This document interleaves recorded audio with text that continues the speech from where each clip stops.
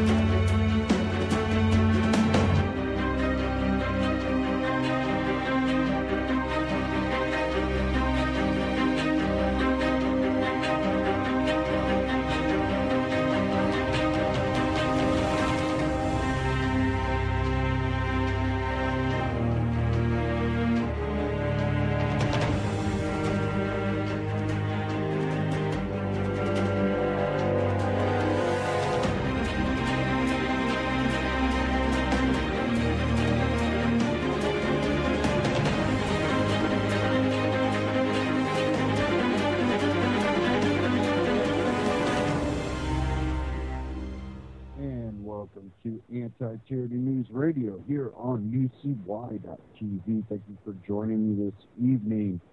One of the things I want to kind of dive into, even though it's kind of old news, I haven't dived into this yet, but it has to deal with the EPA and their dumping into the river, their pollution. Also going to kind of cover the Iran deal a little bit. Don't want to go too deep into that one as of now.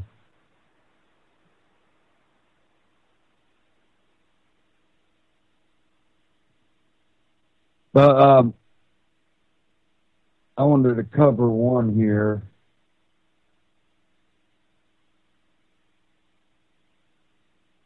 And this has to do with Ferguson.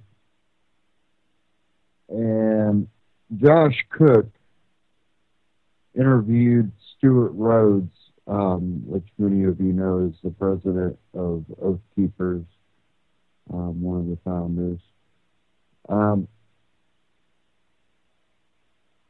you know, there's a lot of BS going around about the Oath Keepers out there, trying to discredit them, try to turn them into an enemy of the protesters, even though a lot of the protesters are now seeing that, well, you know, they're not as bad as we thought. It's one of those divide and conquer that's not working. And the establishment, the power structure, which a lot of people that are, even if they're not, you know, at the top, some people like, oh, the police chief, even though they're not really part of the elite system, they're trained, and so they have that kind of egotistical power grab type thing, trying to find out if they're doing anything wrong. Well, I'm going to play this interview. You can find it on Ben Swan on YouTube. You can also find it at truthmedia.com. I just happen to have it up here on YouTube already. So I want to play this to kind of let you hear from Stuart Rhodes' mouth about the update of Oath Keepers' presence there in Ferguson, Missouri. So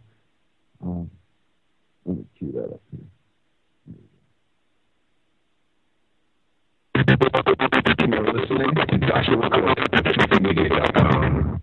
Guys, thank you so much for tuning back in to TruthMedia.com. I'm Josh Cook. I'm really excited because we have Stuart Rhodes, president of Both Keepers of America. You guys have been already reading the article that's posted on truthinmedia.com. I mean, it's gone viral. It's close to, just within 24 hours, there's almost 20,000 shares on Facebook. Stuart, thanks so much for your time, and I just wanted to ask you a couple questions.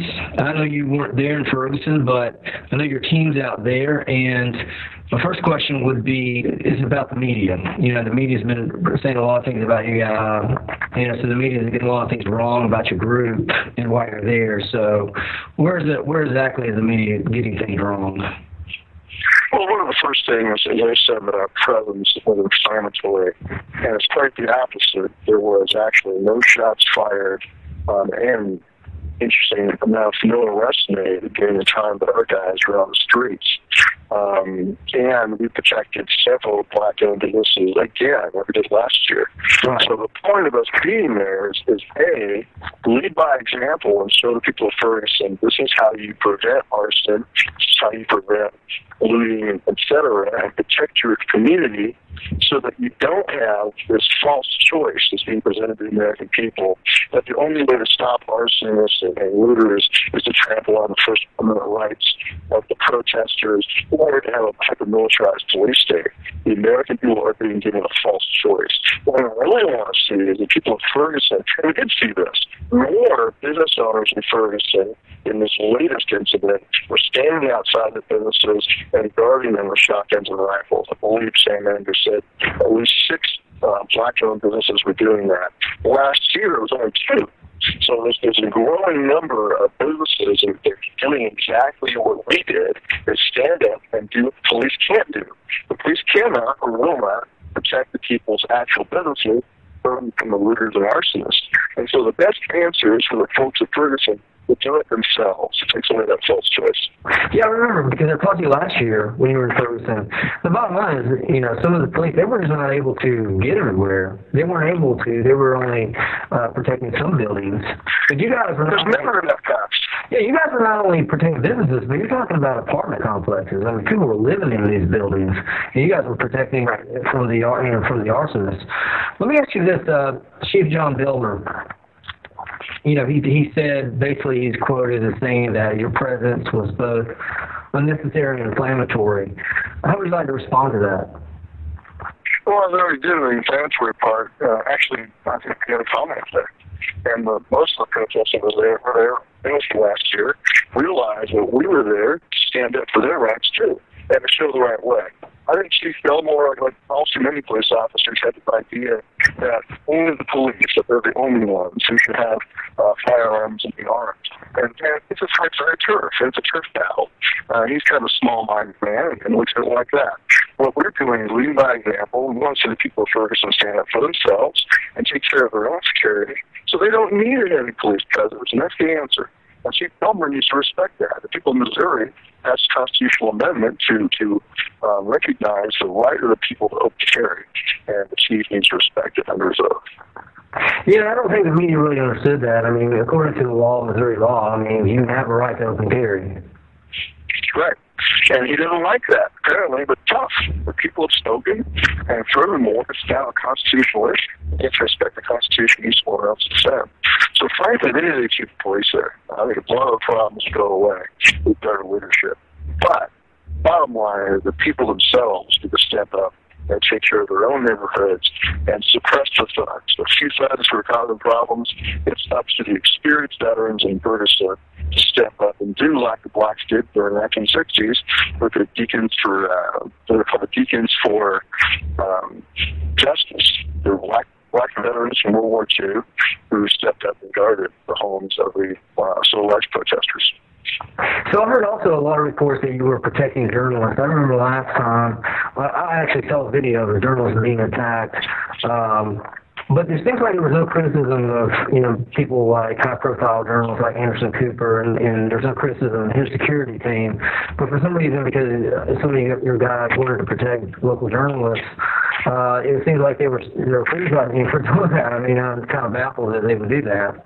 Any thoughts on that? Well, yeah, exactly. If you're a mainstream media journalist, not a professional security team, that's okay. But if you're an alternate media like Alex Jones or some other small group who has a special law to help protect them, then that's somehow extreme. So it's a double standard. It is. Like the politicians have armed bodyguards, armed people all the way around them while they tell the average Joe, you can't have weapons. So what type of responses are you getting from around the country? I know that a lot of the protesters, a lot of business owners appreciate you being there, despite what Chief John Elmer said. All I know is there's a lot of support for you guys just from the articles that we wrote, just on Twitter, just on social media. What are some of the responses you guys are getting?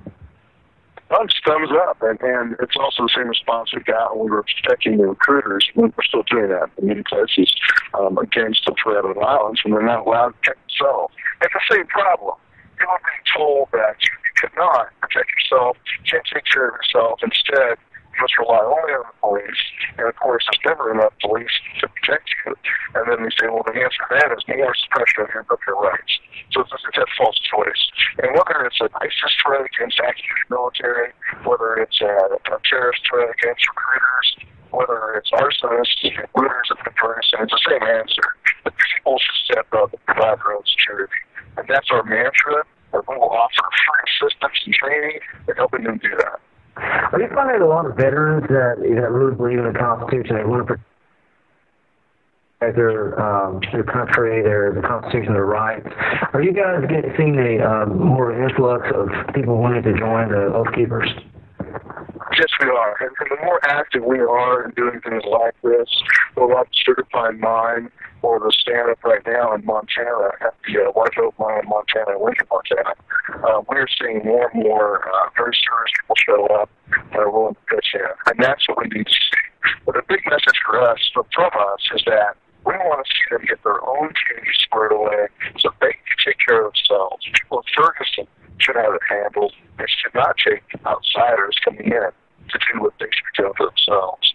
So our real goal is to lead by example and be a training cadre to help them train up. You guys did a really good job helping the Bundy Ranch. It was just an incredible example of just America standing against federal government when they don't obey the Constitution and property rights.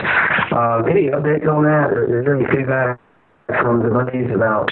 Well, I know they won a lawsuit over the abuse of their cattle. I don't know all the details, but I know that was recognized in the courts as being a gross abuse of power. I think it was a watershed moment. We have a lot of lessons learned out of that. We've got better. Each operation has gotten tighter and better run, and so we keep getting better as we go. I think it's a big mission for us, though, is the training American people. So we really want folks to look around their own neighborhood, to their neighborhood watch, get with their pastor, to their church active and preparing, and just get their treaties ready, which is why we're sponsoring statewide conferences across the country in every state on emergency preparedness.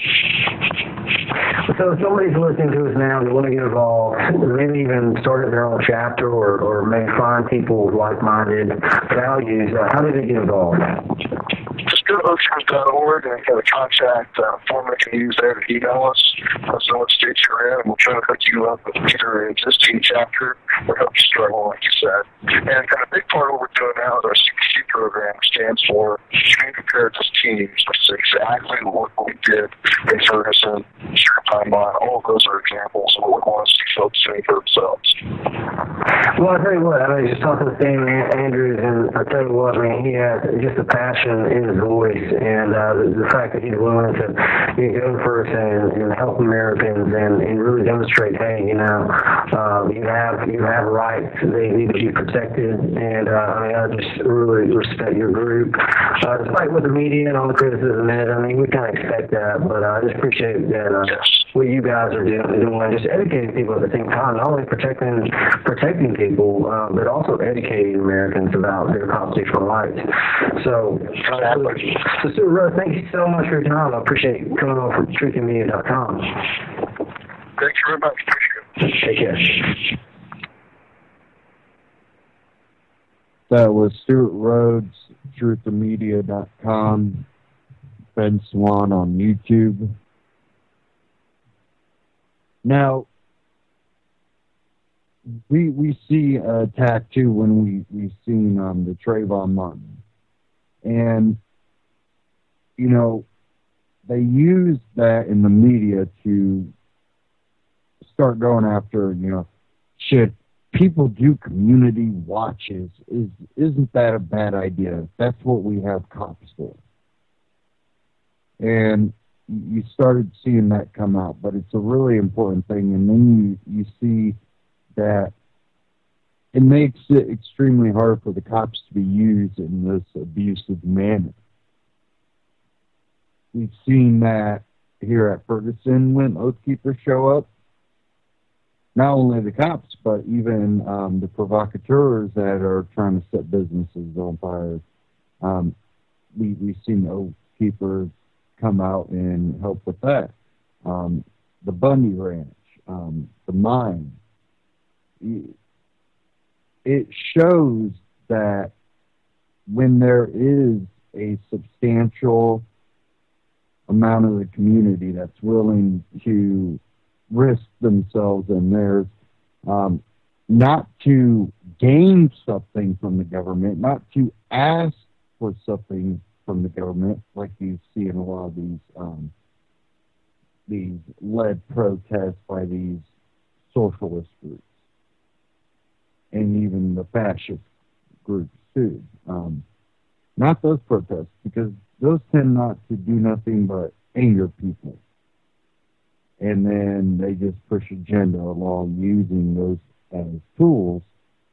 But when you really see the successful ones, is the ones where people stand up and say, stay out of their business. And you've even seen it outside of Oath Keepers. And the latest one where the veteran got the notice from the VA saying that he's not allowed to purchase firearms or own firearms, and the community showed up, and the sheriff even came out and spoke out against it and said he would prevent them from doing that. He would stand in between. You see success, and we need to do that, and that needs to go across every race, every culture. As long as you're not harming other people, the government needs to stay out of your business. And when we see that success, we see government go, whoa, I don't know what to do now. Because a lot of society has been pushed and propagandized and brainwashed against doing that. The only time they're out there protesting, a lot of times with these big groups like Occupy and all this, they're asking for something. What we need to see more of is people going, I don't want anything. Stop taking my stuff. Stop getting in my business. Leave me the hell alone. Let me live my life and prosper and live in happiness and free. I'm not out there to harm people. Go about your business. Because if we have that, then it makes it impossible for government to trample on people's rights. When you see the community and law enforcement stand up against it, it makes it hard for them to trample on your rights and steal your property. On a massive scale, what this could potentially do is mind-blowing. Will we ever get there? I think eventually we would need to evolve, unless they genetically evolve us into something that becomes more pet or slave-like. When you're just, the cattle dog or the cattle.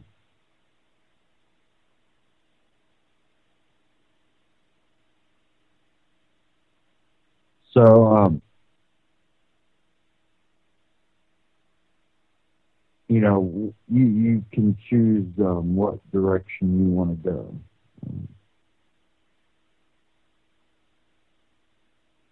Okay, I'm going to get into a Ron Paul Liberty Report, and this is something I've been wanting to kind of go over a little bit here. And it's the EPA protecting the environment. Ron Paul Liberty Report, and we'll get into this right after this clip here.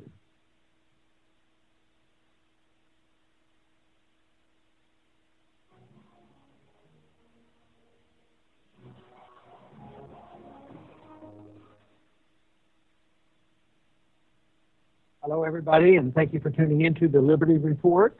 With me today is Daniel McAdams. Daniel, good to see you. Well, we're going to clean up a mess. The EPA is supposed to protect us. Looks like they haven't been doing a very good job, and they've been in the news lately. But they assure us that they will have an investigation and check up on this and act responsibly and assume the responsibility.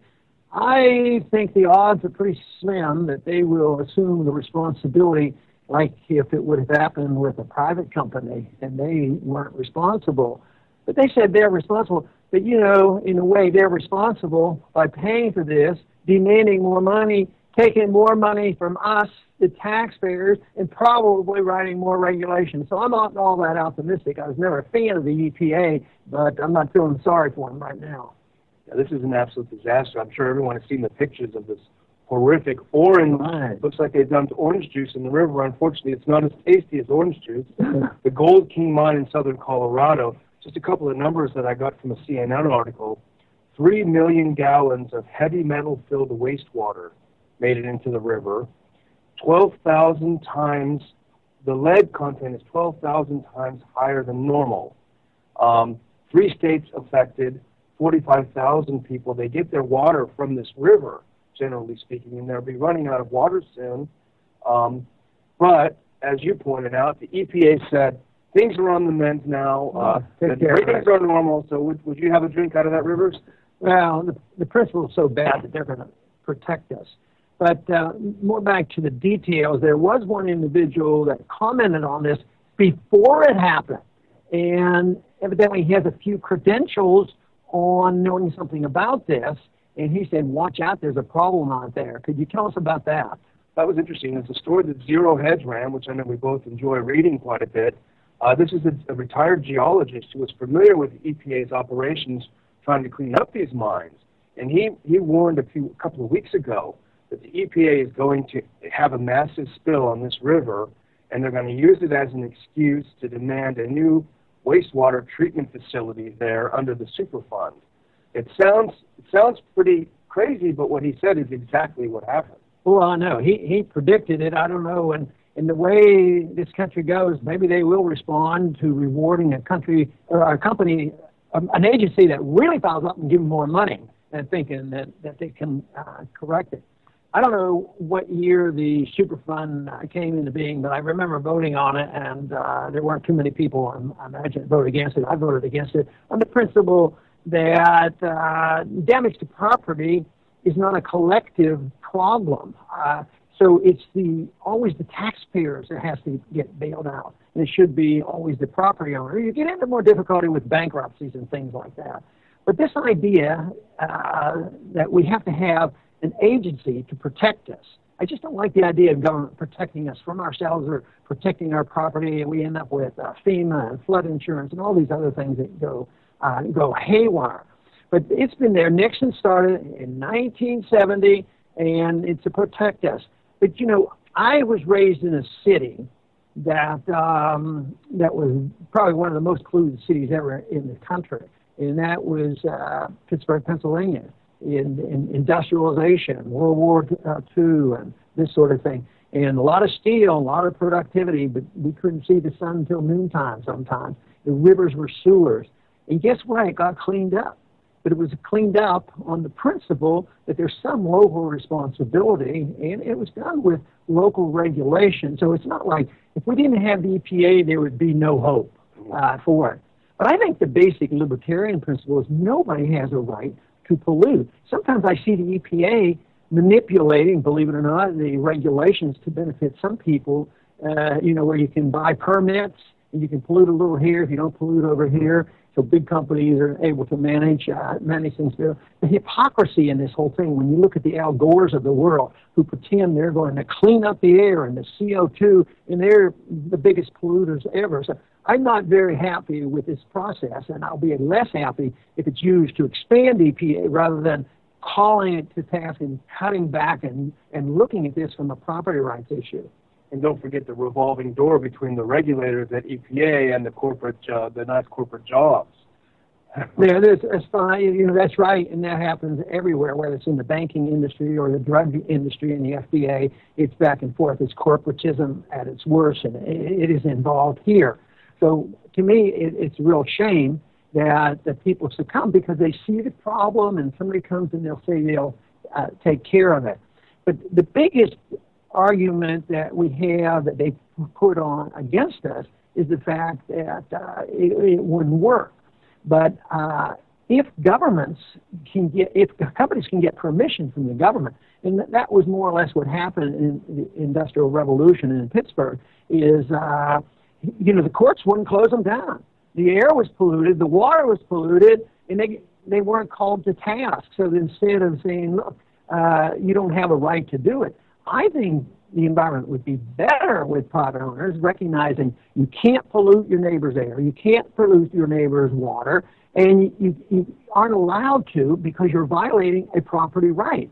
And that's what it's lost. Now it turns over, well, if the government's responsible for protecting the property, maybe they own the property. And, of course, we found out in looking at this that if you don't go along with the EPA, you might end up in jail. And I know what you've talked about a lot as a former legislator is that the EPA takes the existing law and then they radically expand it through almost like pseudo-laws called regulations. Right, and they will do things that they weren't explicitly given authority to do, so they expand the scope that they can do. But first, the regulation shouldn't have been written, and allowing them, the law shouldn't have been written. Then they shouldn't be allowed to write these regulations because they are laws. But then when they do these things, does Congress ever react? I think in the whole time I was there, I think there was one outrageous issue that was rescinded, because Congress has the right to rescind the regulation, but they essentially never do it. They're are apathetic about it, and they just let it go because she says that she's very sorry, and they are studying it very carefully, and they're going to correct this. Of course, it's not the way they would treat a private owner. I mean, they'd be probably hauled off in handcuffs by now, but. I think it's a story to show that people should never be dependent on government per se to take care of us and protect us. It's better to do it locally than nationally. I think a comparison to this would be FEMA, how FEMA protects us from flooding. And all they do is take over property rights, and the owners can't take care of their own property. And, of course, in that case, it's the insurance that encourages people to do dumb things. And in this, in a way, it gives some companies cover. Well, the EPA is in there, and they're taking care of them. They have the regulations, and they get away with things. So I've always seen the FEMA, once again, as an attack on the principle of private property. And I believe that economic liberty is protected by private property. I also think civil liberties are protected by property. Our right to come to this studio and talk about it. It's this right to be secure in this building that allows us to do this. So property is so important in the protection of liberty, whether it's civil liberties or whether it is economic liberty. And, of course, I would like to see it applied to internationally as well, that we don't have the right to interfere with property management outside our own realm, especially since we don't do a very good job here. And in my lifetime, the principle of private property has been severely undermined. I think there's this misconception that under a libertarian society, if there ever was one, it would be everyone could pollute willy-nilly. The place would turn into an uninhabitable planet, and that's such a misconception. I think you've addressed that here with the issue of property rights. And others will say, Ron, that's too bad. You're going to close them down. But what are you going to do with those 15,000 employees? They're going to be unemployed.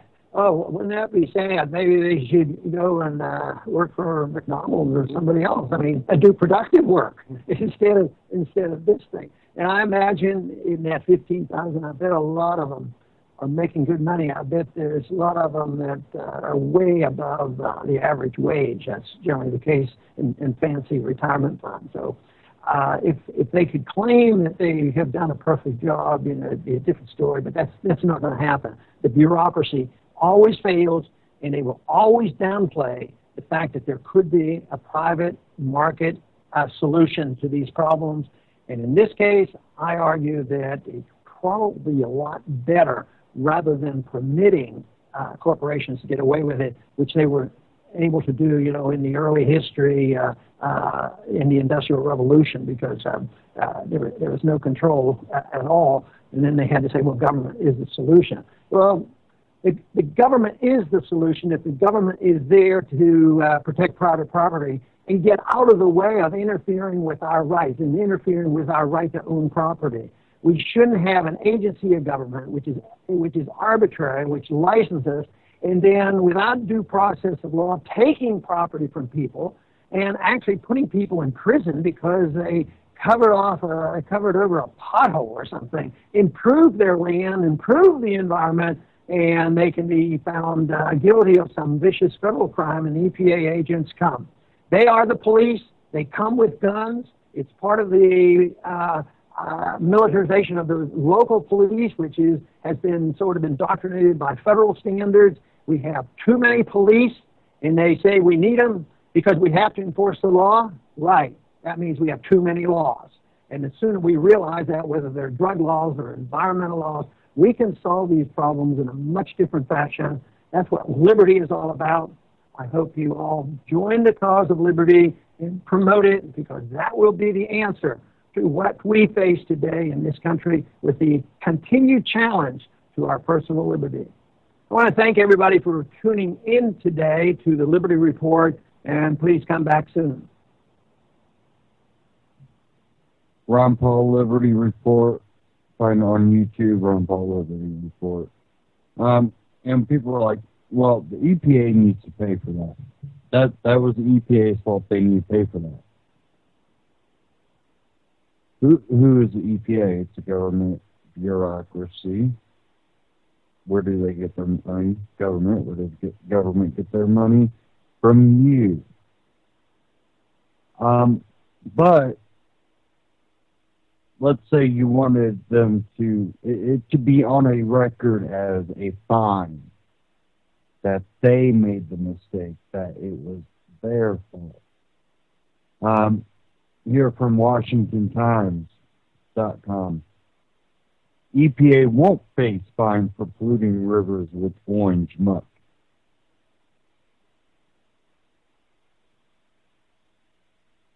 It says here, Denver, unlike BP, which was fined $5.5 billion for the 2010 Deepwater Horizon disaster, EPA will pay nothing in fines for unleashing the Animas River spill. Sovereign immunity. The government doesn't fine itself, said Thomas L. Sansonetti, former Assistant Attorney General for the Justice Department's Division of Environment and Natural Resources. However, the EPA does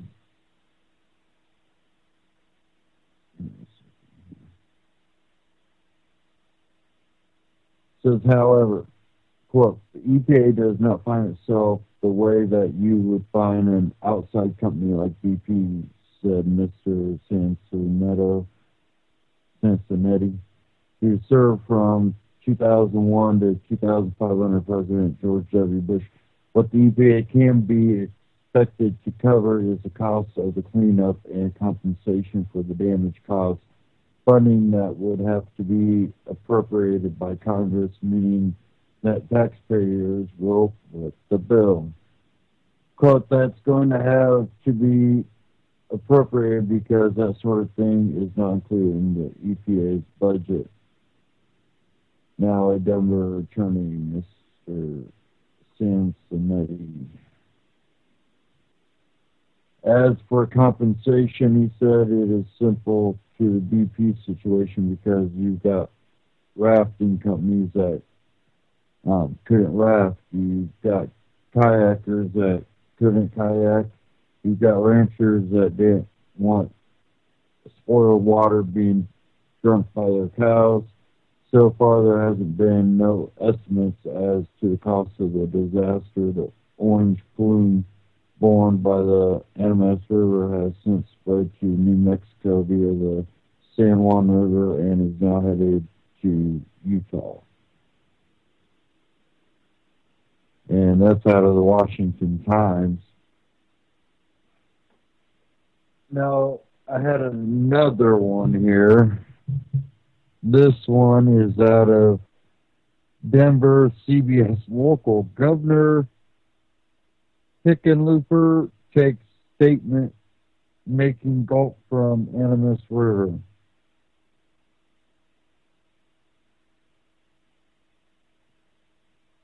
Durango, Colorado Governor John Hickenlooper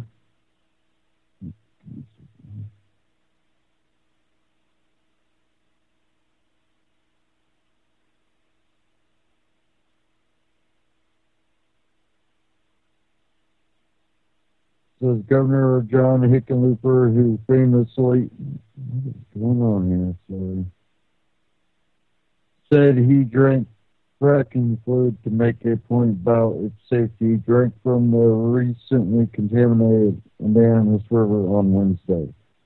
3 million gallons of waste from the Gold King mine poured into the Animas River last week, prompting a state of emergency and shut down all river activities. The governor toured the affected areas on Tuesday. The head of the U.S.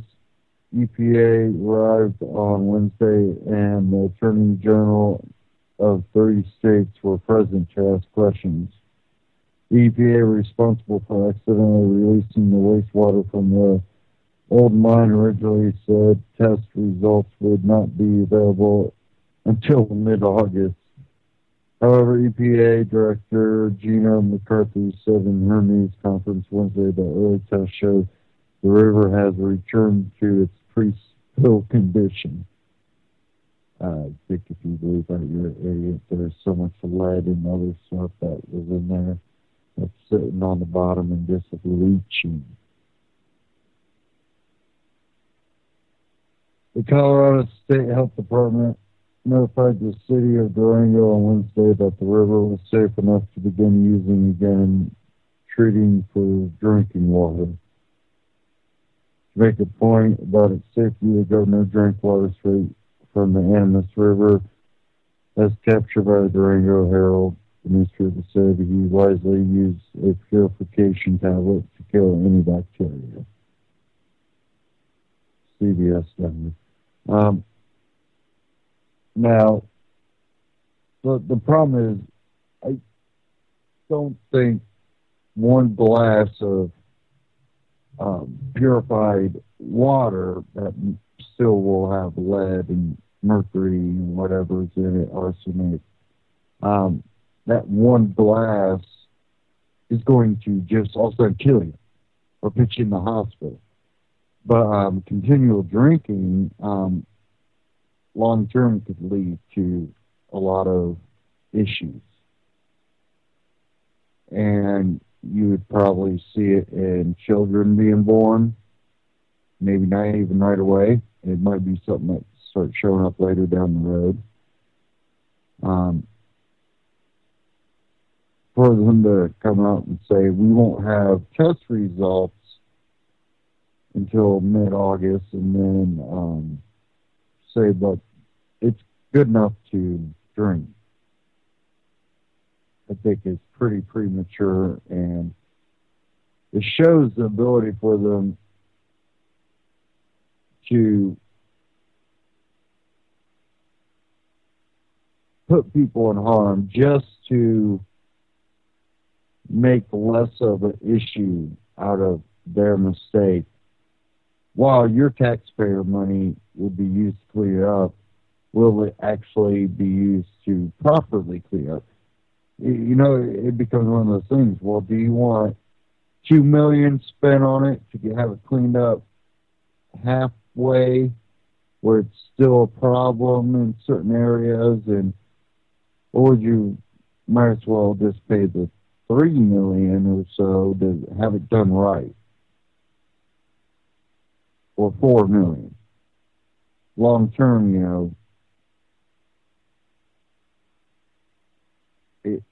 they don't use money wisely. We see this with roads. Um, there is one city here in Indiana that they have a lot of bad roads,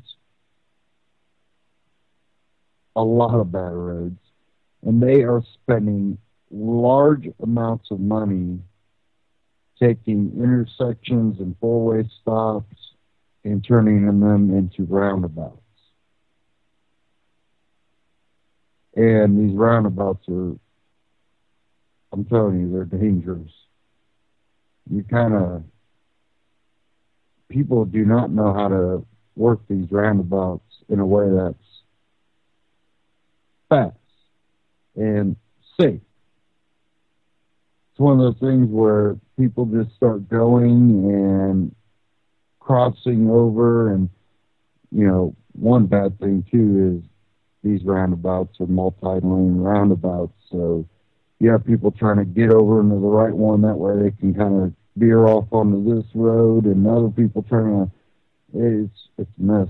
I just don't even like going around any of that area in that city, but they're pitting them everywhere in the city, while other roads are literally just decaying. They have so many sections of the city that they will not put a dime into. But they are spending millions putting these roundabouts in. Well, it's just a perfect example of how government agencies, local or federal, handle money without care for what it's actually intended to be used for. When you pay taxes and you're expecting, okay, I gotta pay tax, but they're going to be used for the roads. I'm voting for that. Oh yeah. Well, when you say use for the roads, you mean these roads that are decaying that, tear up your car going down. And when they mean, yeah, we'll use it for the roads in the wealthier and higher middle class areas and downtown, and where we choose that we like these things, and we're going to put roundabouts in. Wow, that road that, you voted for that guy that said he was going to put towards the roads, you're expecting your road to get fixed. No, that's not what happens. And, if the EPA gets money for this, will they use it for what it's intended to be used for? Probably not.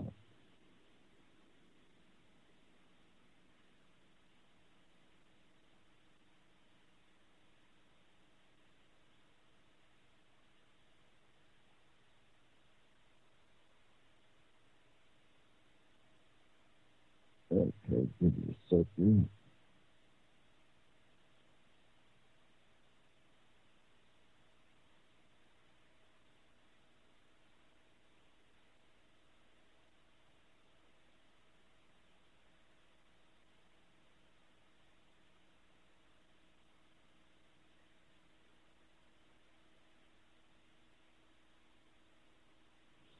Sorry, I'm having to restart my browser here.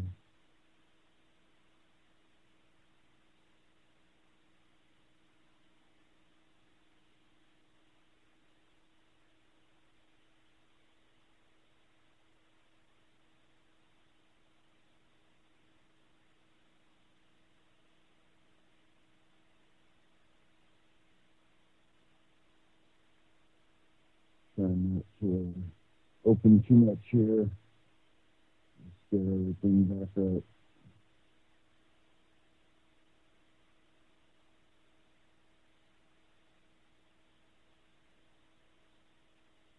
There we go. Everything's loading.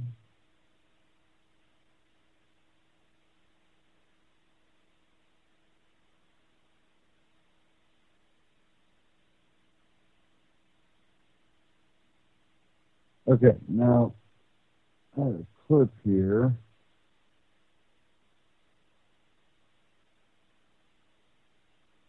This one here is from Reason.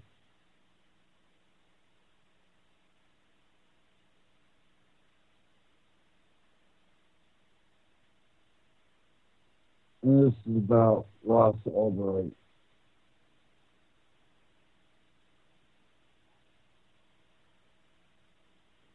Okay.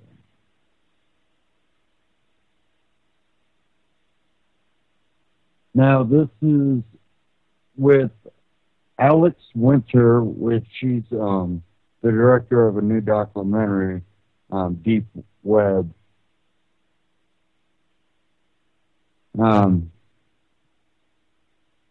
A question and answer about Ross Albright. Now, I don't know if many of you remember who Ross Albright is, but he's an alleged operator of the Silk Road. He is admitted to creating the Silk Road, but he claimed that he was not in possession of it during a certain period of time. But this is Ross Albright, attempted murderer, political revolutionary, or both. And attempted murder, I think, has been debunked pretty severely, and you can look more into that if you want. But this is a question and answer with Alex Winter. And I want to play part of this and really kind of get into this whole thing about, you know, your freedom and the government intrusion, because what Ross Albright, in a sense, did was create a place for the black market to operate in a way that reduced violence.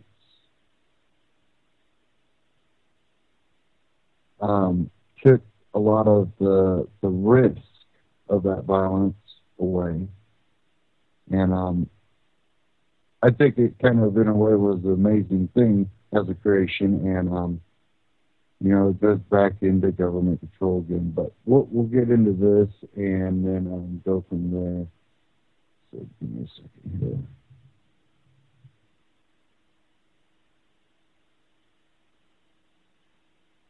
Wanted to talk about Silk Road, whether you like it or not, whether you agree with it or not.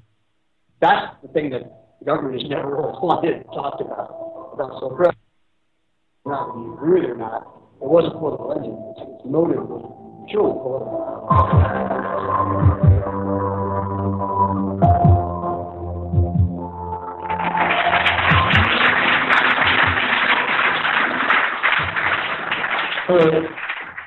Thank you for coming out.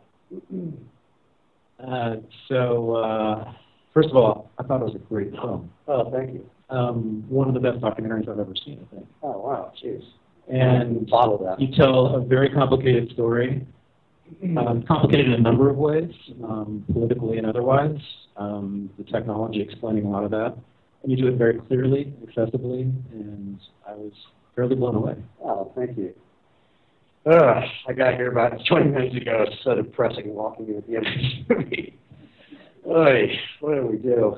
So first of all, how did you that for enough list? How did you get to this project? I mean, clearly it takes a lot of passion to go through all that work.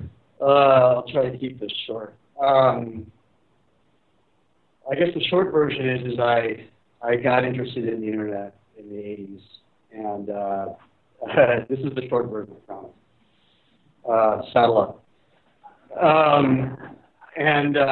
I was interested in the BBS newsgroup community, and what I found fascinating at that time was not so much computers and technology, but that there were these rapidly growing online communities that were really, because of the freedom and anonymity of the internet and the newness of it, there was this sort of democratizing component. People really felt free to talk about anything.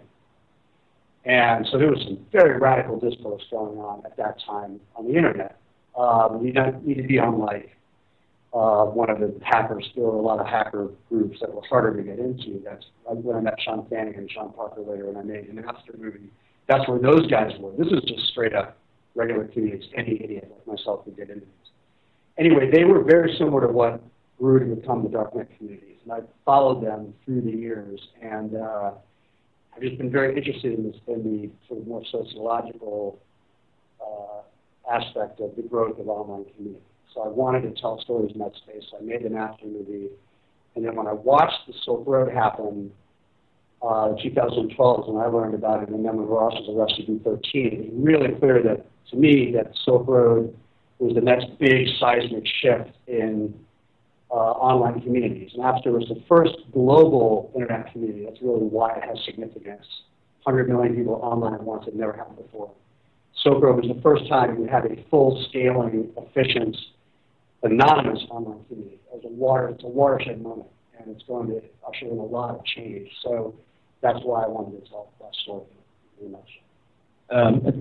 Toward the end of the film, Andy Greenberg, who's the Wired reporter, but I think he's also a producer on the film, is that right? He was like a consulting producer. He wrote a really great book called This Machine Kills Secrets that I read, which is sort of touted as a WikiLeaks book. It isn't really. It's really a fantastic book about the evolution of cryptography and the cypherpunks.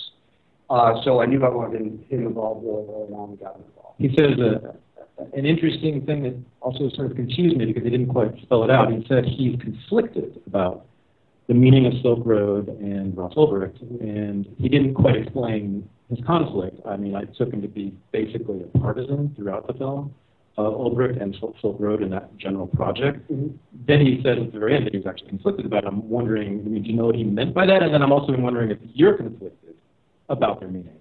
I think that what Andy is saying, and there's a lot that flies by in this movie.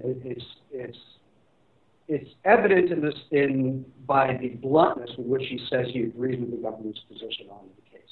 It's very interesting, given the journey that he's been on, that he comes to that conclusion. He believes the government has proven that Ross is guilty, and so to him, Ross's DPR, Ross did all these things, and yet he was also deciding to listen. This is Andy's, opinion. That he's lived with this guy via DPR for so many years, for years, in in a very detailed, micro fashion, and yet to have to reconcile the possibility that he had become potentially corrupted, that there were all these other nefarious things that had gone on, the breadth and scope of what had gone down on the Silk Road, left him in a really conflicted place psychologically, and which I find fascinating because, for me as a filmmaker, I was not actually conflicted because for me as an observer, having watched this whole thing happen, I didn't ever really get impacted by things that hadn't been proven in court. And I know a lot about hackers, and so I didn't totally swallow everything that had been presented. And because Ross was never formally charged with attempted murder, and that was never proven in court, it never occurred to me to assume that emotionally to get invested in the idea that he had done those things because I needed to see them proven. And I never did to see them proven. And so from an ethical standpoint, it never even occurred to me to try to put forward a position that Ross was guilty of something that he had never had the opportunity to defend himself against in court. It just never crossed my mind. So I find Andy interesting, and I love Andy to death, but it's not actually a position I agree with. And then on the other side, you have the parents who are vehement that Ross is 100% innocent. And the truth is probably somewhere between the two and in the middle and out in the ether. The point is, we don't know. We don't absolutely concretely know. The trial was abbreviated. I was there. It was very short. There was very little that got communicated, and there's a lot that I happen to know that we don't know that hasn't been made public. I mean, for those of us who more or less think he's a hero of some sort, I mean, we need him to be guilty, right? He's not a hero unless he actually is guilty of the major charge of running Silk Road. Right. That seems to be fairly clear. It seems like most people involved in the case agree with that. Well, Ross admitted. Even he admitted. Ross said Ross has admitted to creating Silk Road. Ross's position is, I created Silk Road. I am not drug powered violence. I created it. I got it up and running. it was a team effort, a community effort, and I bailed out. And I had a hand in it, and that's his position. I don't know any more than that. Other than that, I do know from my inside perspective that there were several people that were running the Silk Road on the Joe Roberts account. I know 3 of them. But that doesn't mean necessarily, it could be a reality which he ran it and gave the administrative, password over to somebody because he couldn't be online 24 hours a day, 7 days a week. So I thought, but I guess I'm wrong, I thought that what Greenberg was referring to in terms of his own conflict was over just the freedom that Silk Road offered, right? That there will be wonderful things, wonderful benefits from it, but also potentially quite dark downsides. No, Andy likes all that. I mean, Andy's very pro the freedoms that the internet offers, and he's very not the words is not just knowing him. He sort of bemoans, as I do, the ways in which the internet has gotten hobbled over the years. And like I said, to me, to be on the BBS Newsgroup Bureau is very romantic, and the dark net is also very romantic. And it's been demonized, and there are bad things that happen there, just like there are bad things that happen anywhere human beings congregate. But this notion of a privacy and anonymity-ridden, or driven community that is mostly journalists and human rights organizations and government agencies that need to be able to protect themselves, and a lot of people speaking freely and wanting change, is a romantic ideal. It's a dangerous one, and it's one that a lot of people want to see snuffed out. So I'm a U.S. historian, and I couldn't help. Now, I kind of want to stop it there for a second. Now, when we talk about, the Silk Road, in the dark web, bad things happen there. Yeah, they do. Good things happen, too. But, yeah, bad things happen. But bad things happen on the regular internet, on Facebook, on Twitter.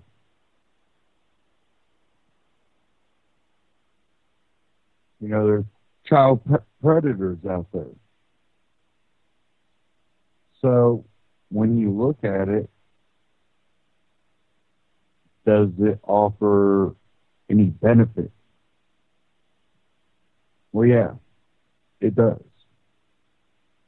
And it has. And any type of entrepreneurship that allows the free market to actually work in a safe way, they have to snuff that out. That's just clear. But be reminded of prohibition. Right. Yeah. And the uses of technology to basically subvert laws that we now all think should have been subverted, right? That's the car. Yeah, right. So the high-speed car that was used by bootleggers in the South, and the speedboats that were used to bring booze to the Caribbean, and so I'm thinking there's definitely a parallel there, or it's analogous in some ways. And then I'm thinking, but these guys, as far as we know, didn't kill anybody. Right. But they serve the same purpose, or are serving the same purpose. I think that what they will do to drugs is the same thing that the mafia did to alcohol in the 20s, which is basically subvert these laws, right? Yeah, I mean, the thing that's happening is the drug war has given way to the Al Capones of today, which are not wrong. I mean, these gigantic cartels where, you're dealing with billions of dollars of drug trade and mass murder on a massive scale, and political upheaval. Those are the Al Capones of prohibition. I was thinking through this today. I watched the film earlier this morning, and then I was thinking through it. And I guess the difference is that he didn't actually become a dealer himself, like the mafia did, right? In the 20s, he essentially just created an alternate world in which this trade could go on unrestricted, right? Yeah, I think that the categorical difference is two significant issues. One is the size. It was a big community. It's a tiny drug market. In the scheme of things, from a business standpoint and a law enforcement standpoint, it's a puny drug market. It's a speck in the water of the drug trade. That's not why the Silk Road is a threat to law enforcement. The drive in the media and from law enforcement to present the Silk Road as this horrific mean, there were never hitmen on the Silk Road. There's never actually no hitmen on the dark net. If you see that in the media, but at this point they actually know they're full of shit. There's no evidence of any hitmen. It's hyperbole. It's mostly trolls, like making fun of idiots who go online and look for people to kill people. But there's no evidence of anyone ever either advertising for legitimately or utilizing a hitman. So there's no real murder happening there. Most of the drugs that were sold on Silk Road was pot. There wasn't a ton of any drug. But what I encountered in researching the movie, which was a surprise to me, is that everybody that I met within the Silk Road was political. So the difference in terms of what you're saying, a long way around to answer the question, is Ross was political. You know, if you dig into, he's a very staunch libertarian, and everybody else that I interviewed, including the guy in red, who's one of the largest dealers on Silk Road and helped scale the user interface. He's still at large, so he's an interesting person. But he's super political. Everybody there, they were there to use technology to dismantle the drug war and to create deregulated communities. So that's the thing that the government has never really wanted to talk about Silk Road. Whether you like it or not, whether you agree with it or not, it was a political engine. Its motive was purely political. One of the charges against libertarianism and against, I suppose, internet users like this is that they are profoundly sort of so it's not just individualists, but they're antisocial. Right. And in a way, this film is an extended critique of that, right? That these people were actually primarily, sort of ending with that thing with Ross wishing for more connection with human beings. You know, it's sort of, it seems in some ways the primary motivation for him was community, to establish an alternative community, but to be with people in a virtual way. Yeah, I mean, the myth of the hoodie-wearing sociopathological hacker that we continually see in the media, I mean, is laughable. And I remember when I met Sean Fanning in 2000, when Napster was crumbling. And, these guys, these were the most social guys you'd ever met in your life. I mean, the myth about creating large technologies is that one person does it. It's a guy in a hoodie with a laptop, like Mr. Roboter, or the social network portrayal of Zuckerberg. As opposed to how the systems are actually created, which is by community. You can't mount a large-scale technology like Silk Road, like Napster, like Amazon, without a massive community. And it's never one guy with a laptop. And usually, like Zuckerberg, is super social and not at all like he was portrayed, and has had the same growth on systems fairly. I mean, they're not sociopaths. They're kind of geek. They're smart, but they're kind of geeky guys. They have a lot of friends. It requires a lot of friends. It requires this huge network in order to build these. Same with Silk Road, the community-run operation. That did not surprise me as I scratched the surface. I found this core community of people that have put that thing together. But that's anathema to the way we want to present these narratives. The idea that these are community sort of oriented people is anathema to the prevailing narrative. One fact that is not in the film, which Kurt Loder told me about via Twitter today, and I think he told you too, was that I guess the judge in the case was recommended for nomination to the bench by Charles Schumer. Yeah, I had to keep my mouth shut about that all year long. That was so tough. Yeah, I mean, the network is real. I mean, on a certain level, it's not surprising. Politics is politics. And, a lot of people, when Ross got arrested and he got extradited from San Francisco to New York, they were like, when they saw that he was being tried in the Southern District of New York, they were like, he's totally fucked. And this was like a year and a half ago. It's a very tight-knit community, and Schumer and the DA and the prosecutor and the judge, I mean, they're a tight-knit community, and the Southern District of New York tries a lot of financial regulation cases. There's a lot of people that believe this case is really a Bitcoin case. It's really more about the threat to Wall Street markets than it is to anything else in terms of the level of commitment that they had in shutting this thing down and making an example out of Ross. I mean, there's been a lot of articles written about that. You can look them up. But it's a very tight-knit community, and Schumer made it very clear that he wanted, this to be dealt with in an extreme manner. And I noticed I forget his name, but I think the other congressperson who led the fight against Silk Road is also a Democrat. Manchin? Yeah, something like that. Yeah, but it's the two of them, right? So it's sort of a... Well, you're also dealing with old school issues, old school drug war issues. You know, there's so many issues at play. It's really harrowing to watch a case like this happen.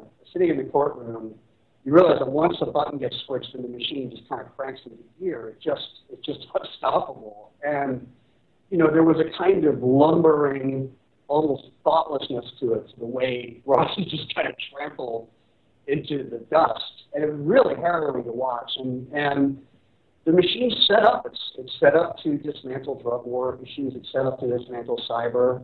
Ross had the misfortune of getting stuck in the crosshairs of those two over-prosecuted areas in our judicial system, which is cyber and the drug war. He's smack in the middle of both, which never goes well for him. What's the reaction to the film then? Well, it's been, varied. We've had overall a really, really great and positive reaction, which has been wonderful. I knew the film would be contentious. We didn't set out to make it provocative, but we did set out to tell the story the way we saw it. And we've been, I've been all over the world with the movie, been invited to festivals all over the world. I'm really happy with the reviews that we've got. Even people that don't like it, it seems to have hit a nerve with them. And I don't really, I don't mean some flippant, but I don't care so much if someone likes a doc like this or not, as much as if they, if their brains get kind of kicked into gear by it on some level, and they vehemently disagree with the way we're presenting it, that's okay. So it has had a ripple effect, which I'm really happy about. I got a letter from Ross from prison last week, where he said he's really, again, whether you like him or not, and I have to caveat, I don't really know Ross. Ross has been unattainable and inaccessible to me because of the severity of the crime. But he wrote me this very astute letter the other day where he just said, I'm not sure if this is going to have any impact on my appeal. Like, regardless of me, I'm getting all these letters in prison by people who didn't know anything about this world and about the drug war and about, the cyber being over-prosecuted and the way the darkness being demonized. And he was just really happy to see that, I think it was satisfying to him to see that dialogue happening a little bit. And I was happy to see that. Again, we didn't set out to try to defend him, and I don't really know enough to do that one way or the other. I do hope he gets an appeal. I do hope that we get to see a substantive case trial anyway, which we haven't seen yet. Great. Well, I'd love to take some questions, or we'd like to take some questions from the audience. No, there's no way.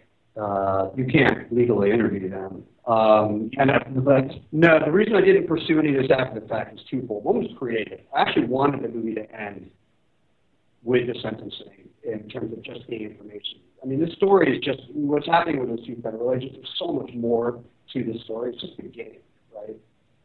But it's a movie. I wanted it to have a beginning, a middle, and an end. I wanted that to be the end. So I didn't want to just keep interviewing people. Secondarily, to your point specifically, if you had been in the courtroom like I was and you had seen the jury, you would not be that interested in interviewing them. They were either asleep or, reading stuff or looking really confused. But it was, they didn't know what the hell was going on. They had no idea what the hell was going on. I mean, they really didn't. So. Understood. Yeah.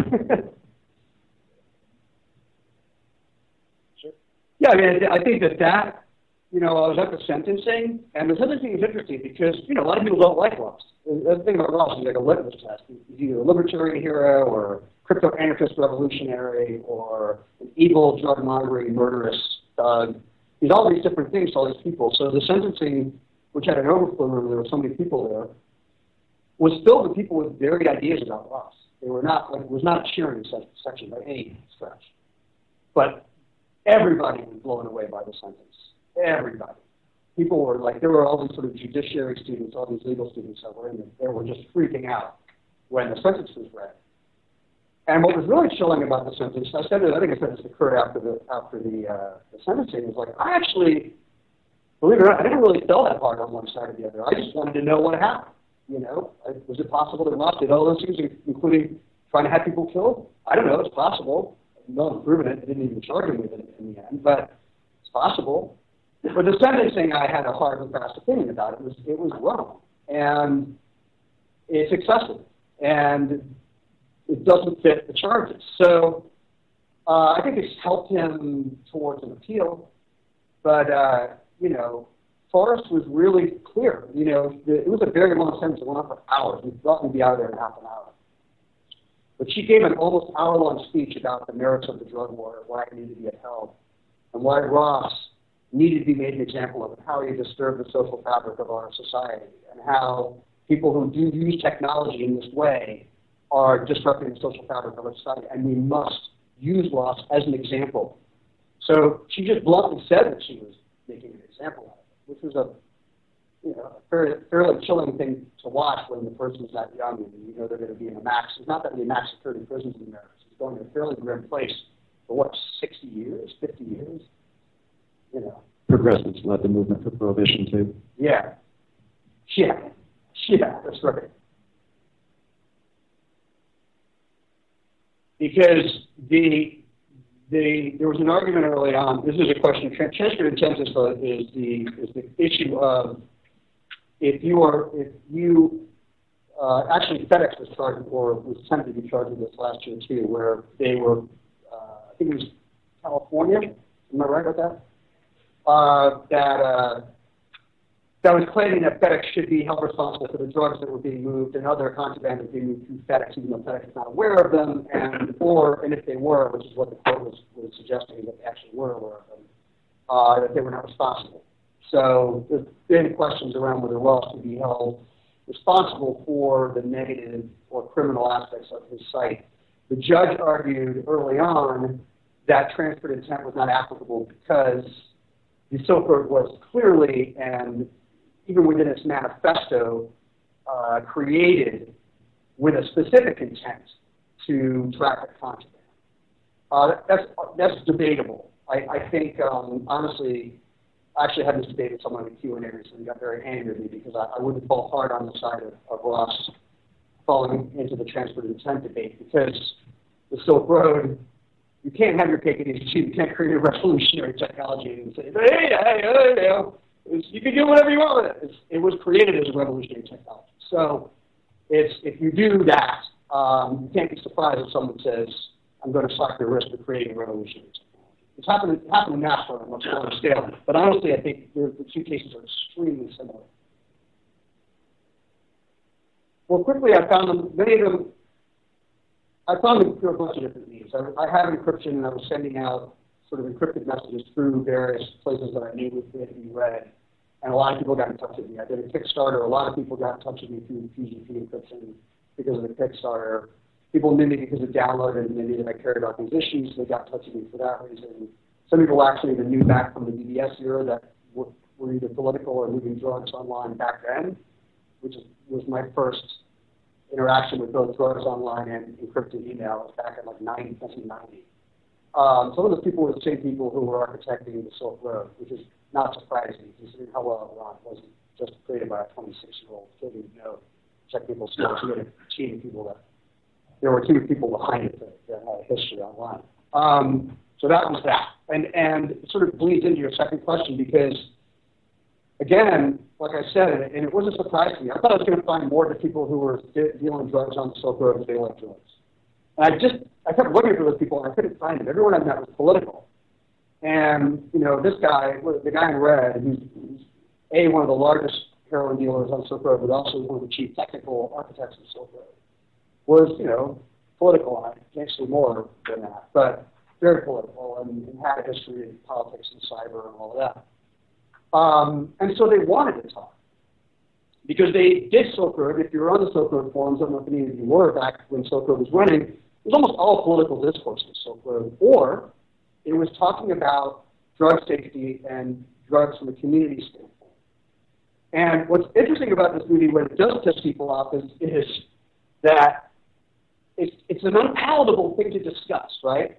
Like, what if you are a drug dealer and like this guy, you actually are a heroin user, which he is, and you're trying to help your customers not overdose? That's just an extremely unpalatable thing to talk about. And people will watch and be like, oh, fuck that, he's full of shit. It's like, I know him really well. You may not like him, but he's not full of shit. Like, he's done a lot of stuff to try to help, and there were other doctors on the Silk Road who were trying to help people. It's not to say it's a great thing. It's simply to say that someone like Neil Franklin, who's the executive director of Law Enforcement Against Prohibition, who speaks so eloquently in the film, these people really believe that drug markets online are the future for everyone's benefit, right? The users and to dismantle the drug war. Then you go to people like Chris Seguin from the ACLU or Cindy Cohen from the EFF, who feel like the dark net gets demonized and it shouldn't be demonized and there's a lot of goodness going on. But then you say, okay, well then does that mean Silk Road is a good thing? And most of the people I just mentioned will run for the hills, right?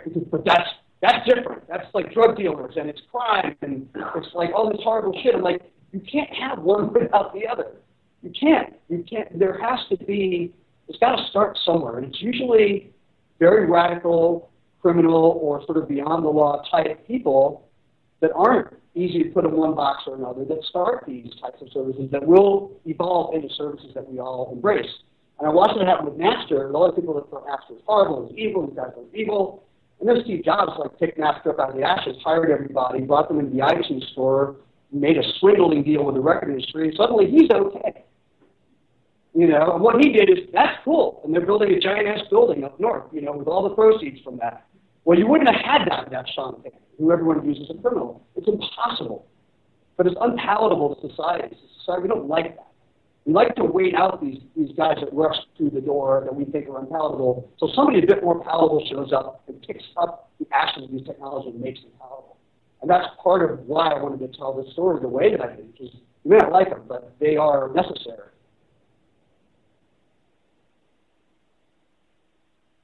Yeah, that's a really great question. And I think we address it pretty well in the movie, because for me, the person who actually says the thing that I think nails this thing is Cody. Because Cody says, look, the libertarians can't handle the fact that what if DPR, and he doesn't go far as to call it Ross, he doesn't know whether Ross is DPR. What if DPR did try to kill those people, right? And nobody was killed. So there were no bodies, there were no deaths, there were no murders, but there does seem to be somebody, whether it was corrupt law enforcement agents or DPO or Ross, we don't know. There's such a tangled mess behind the veil of Silk Road that was engaged in a murder corruption plot. Cody says, okay, let's assume that was DPR. Well, I still say he's a hero. In fact, I say he's more of a hero because he did that. That's what I would like to think I would do if I was in his position. Because to me, DPR is a revolutionary. He's not just some libertarian who wants to create a unregulated marketplace and screw the government. No, this guy's actually revolutionary. He wants to topple shit, and he's willing to go the distance to do it. And I think that that's an important notion to contemplate. Again, it isn't to say that's good or that's bad. Cody's aware of the provocative nature of that statement. Cody is largely about provocation, but it's not empty provocation. He likes to get people to think. Is how far are you willing to go to have the society that you want? And how far does one have to go in order to achieve that aim? And it isn't to say, most people get very black and white. They get very dialectical. Like, well, are you saying that's good? Well, that's a terrible thing. It's like, no, it's not about good or bad. It's just a fact of, if you're going to do something revolutionary, you're going to have to face some really difficult choices. What are you going to do when you face those choices? And what does that mean about your lives?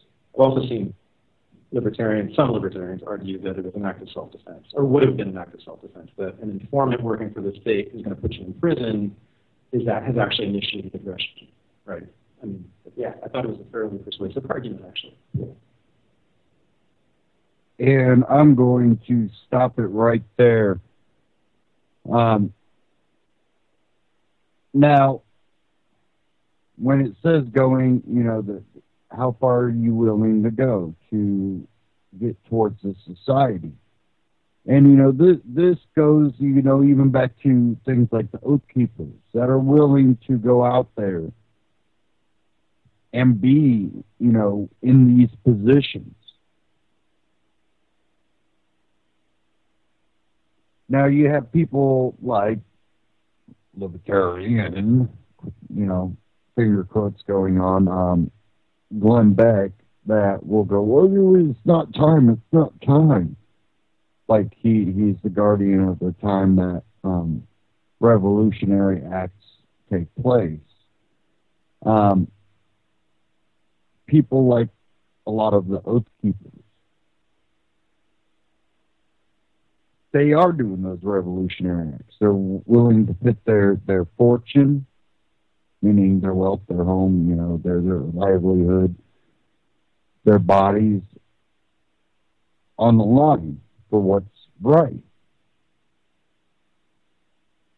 And when they do that, that sends a message, because, some of these people are former law enforcement, former military.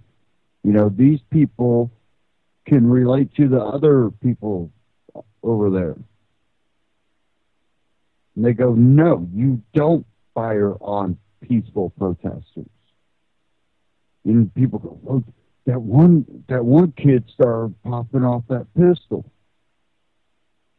But what you don't see before that is these large groups of cops coming in riot gear with rubber bullets and shooting a whole bunch of protesters, running in with their riot gear and arresting people and beating them. Whether you agree with the protest or not, if they're out there protesting, if you want your right to protest when something is being done upon you in your community, then they have the right to peacefully protest. And then when you do have the provocateurs in the peaceful protests, those same people put their lives on the line to protect businesses and journalists and, protesters.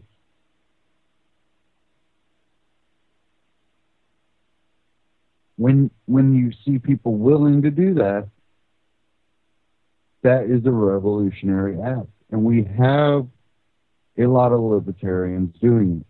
People looked at what Adam Kokesh did. Idiot. That's a revolutionary act, saying that I'm going to do this, even though they told me I can't, because this is my right. Even though he went through what he went, he took a plea deal, whatever, he did it. And he's still, sending the message of, what freedom and liberty really is. Whether you agree with everything he has to say, I don't agree with anybody on everything. But we have revolutionary people out there, and we have a lot of people that will down-talk them and talk crap about them. Well, you go out there and be revolutionary.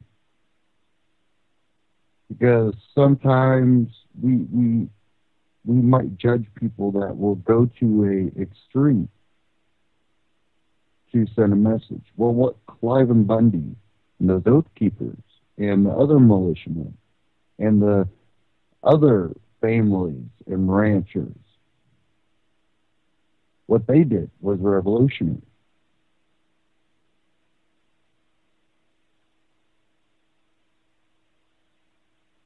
And when the government decides to come after you, whether we're on the same, spectrum on how someone should live their life, I hope there's going to be people that will still stand up for your right. And that's what libertarians really need to start doing. We have a lot of so-called libertarians that really still have not got the full meaning of what libertarianism is, or just the philosophy of freedom. Despite just maybe a libertarian, but the philosophy of freedom, and understand natural rights. Not the Bill of Rights, natural rights. Bill of Rights are a pretty good jest of a lot of natural rights. It might not have everything in there. Just like any animal, when they give birth, they have a right to parent that and raise that baby until it's ready to go off on its own. We don't understand that right. Well, if we think beyond animals, then we can get beyond that. And the child could be a part of the community instead of the parent. The community will raise that child. Well, we know what that type of society tends to lead to. A group of people that just continually end up being the gears of society rather than the creators of society.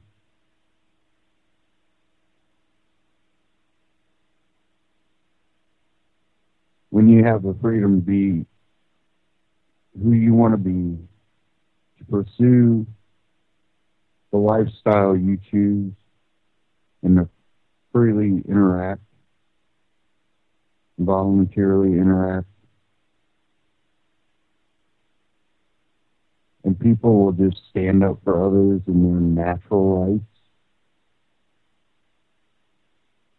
Society could achieve a lot of great things.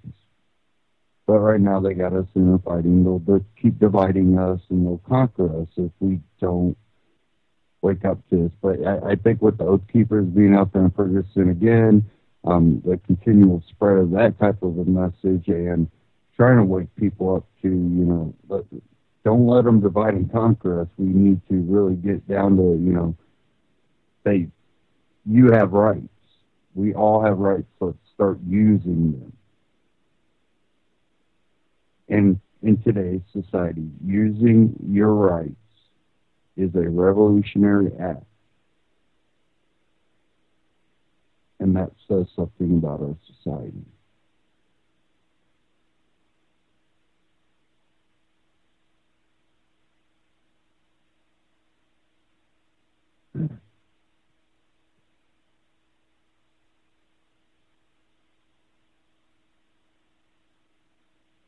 Okay.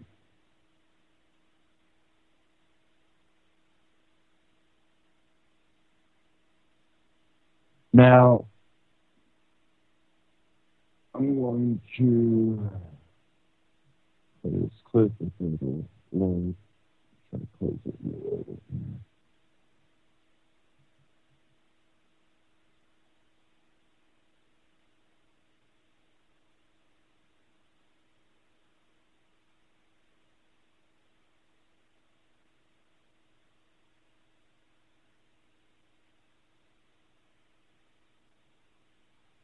Okay, let's see if it's going to work.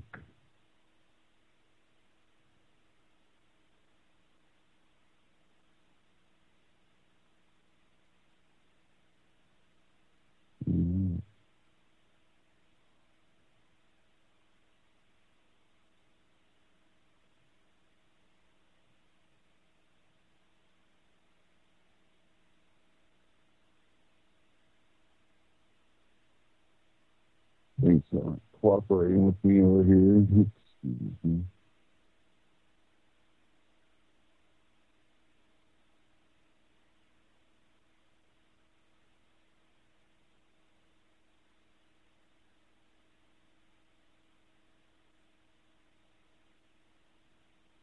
Let me try to load it up this way too.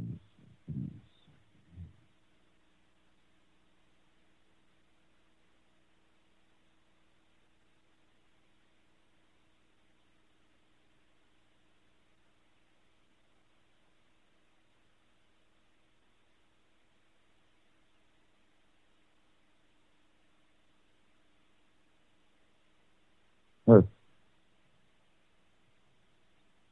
kind of get into some talking about election now. Reality check with Ben Swan. Can GOP actually ban Donald Trump from future debates? And there's a lot of Ron Paul supporters going, oh yeah.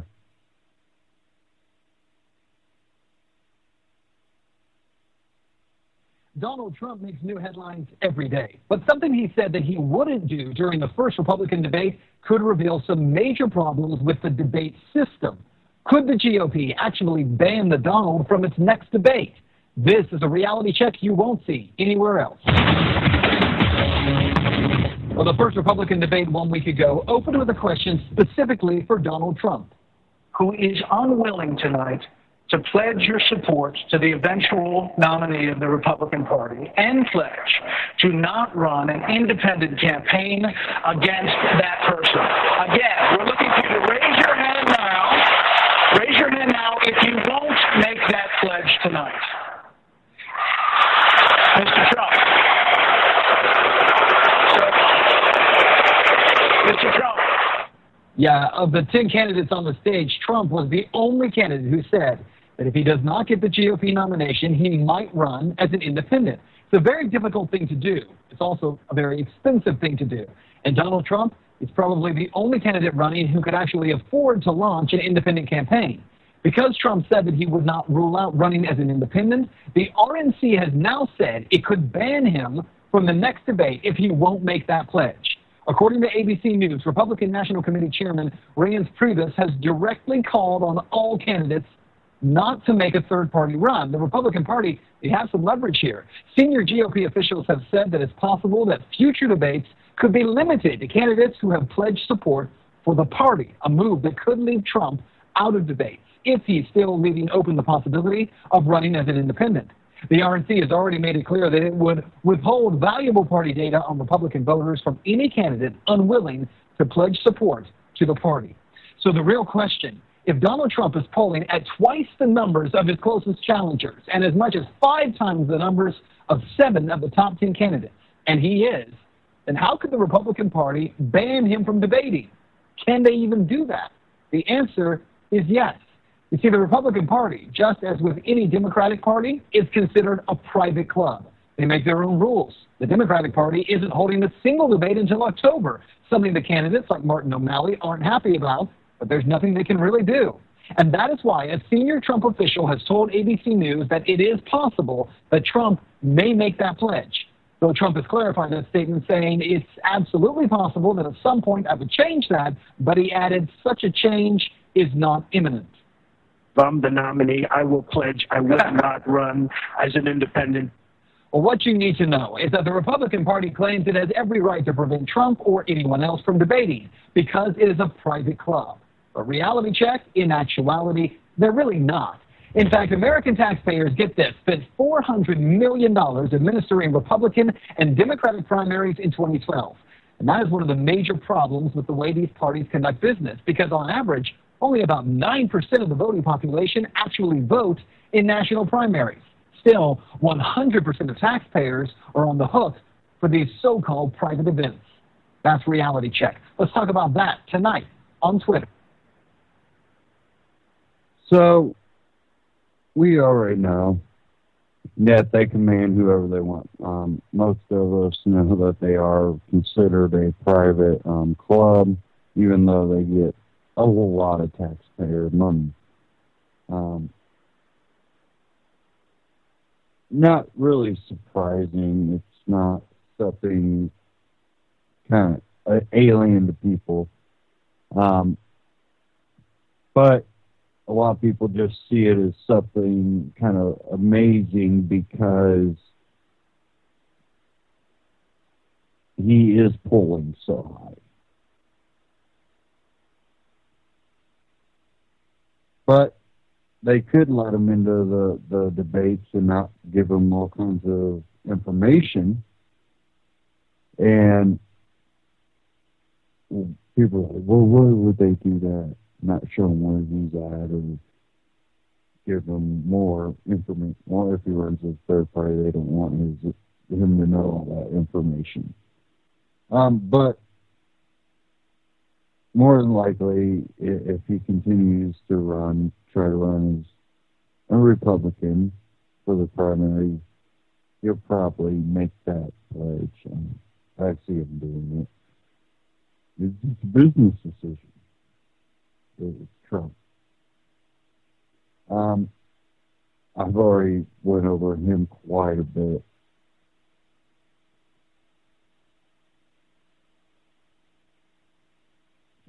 Second.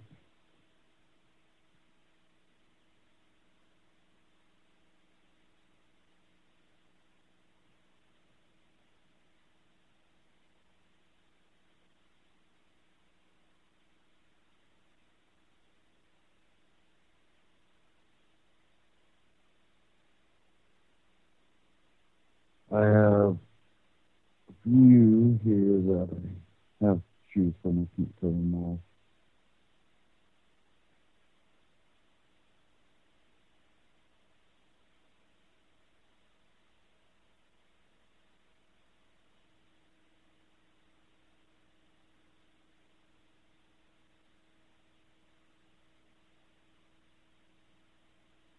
Yeah, this is about Rand Paul.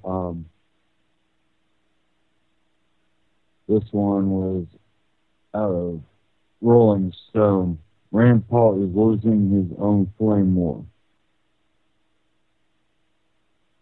It's a bad sign when your campaign is starting to resemble a comment section flame war, especially when you're doing it wrong. And Rand Paul, the sort of young, sort of hip, sort of libertarian presidential candidate with a campaign that likes to think it's sort of good at the internet, is doing it wrong. Paul isn't just screwing up, he's screwing up comprehensively. His attacks on Donald Trump this last week have been an epic shit show. He's drawing negative attention back on his own campaign, and he's undermining his default brand, that of the semi-cool academic type who can't be bothered with how wrong everyone is. He's coming off as thirstiest dude in the field of candidates whose thirst baseline already looks like a bunch of guys who got stranded in the desert after going to town on a salt lick. I really get a sense of Paul's faltering. Let's go to the tapes. Forget the one where Paul conveys the sobriety of his campaign by sawing apart the tax code with less serious than a frank black video. There's another one released Wednesday titled Rand Paul Telling It Like It Is. It features ominous and old footage of Donald Trump saying the economy performs better under Democrats, and that's he's met Hillary Clinton and thinks she's a nice person. The Paul campaign followed the video up with a statement. Rand is running to fight the big business, big government establishment. Donald Trump already represents one end of the problem. Now he wants to represent the other. Paul's ads and response is basically an unforced error layer cake.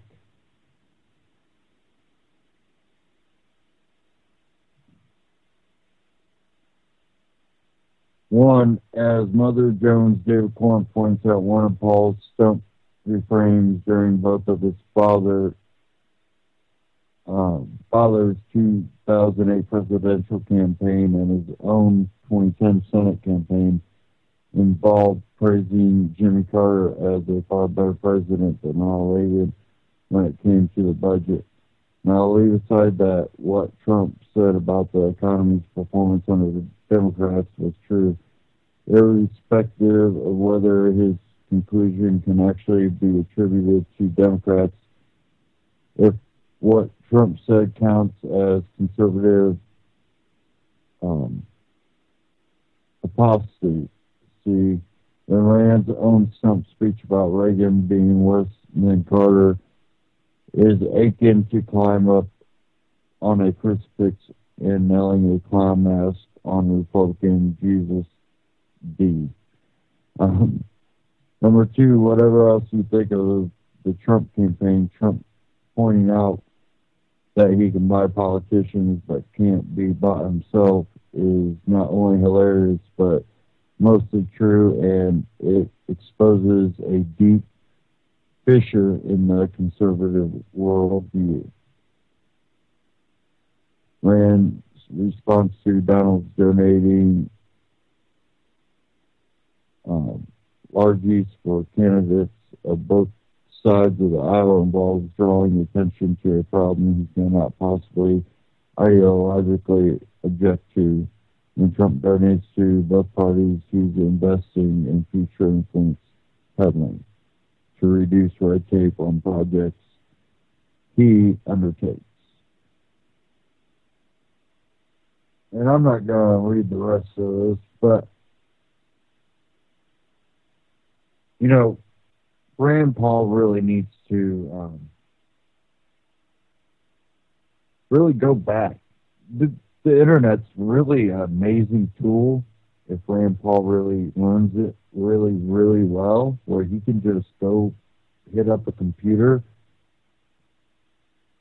and find out what empowered the people behind your father.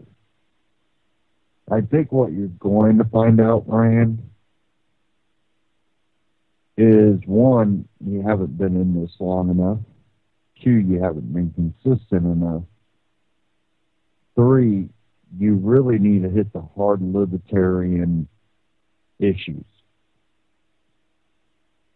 and hit it with a hard libertarian message. And even though maybe Ron Paul wasn't always the greatest speaker, his message was based so hardly on factual information, and he had the backing of his political career to show he meant what he said. These were beliefs that he believed, you know, wholeheartedly in. And I really think Rand Paul really needs to spend some more time really deep in these ideologies and really concepts of freedom and understand what empowered those people behind Ron Paul. Honestly, I've seen people that were back in '08, along with myself, but people back in '08, even in 2012, that really heard Ron Paul talk about so many issues and kept watching and watching more and going, this guy really just changed me. And within a couple of years, they just got so into reading and looking into the philosophy that they had a extremely good understanding. And Rand Paul's grown up around a lot of this. And I think he needs to, through all these errors, he has the ability to learn something from it. And I think he possibly will.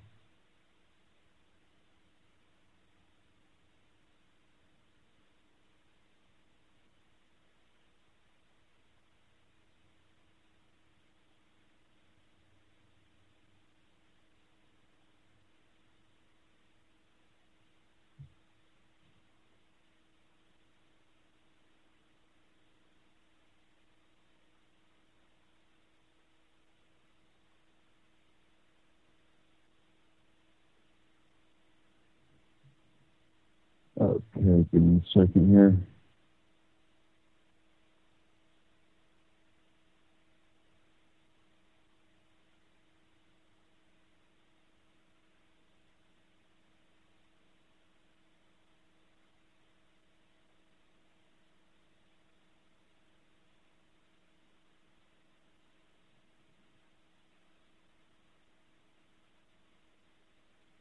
Okay, give me a second here. I don't think it's going to work. I don't think I'm going to have time if I do get it to work.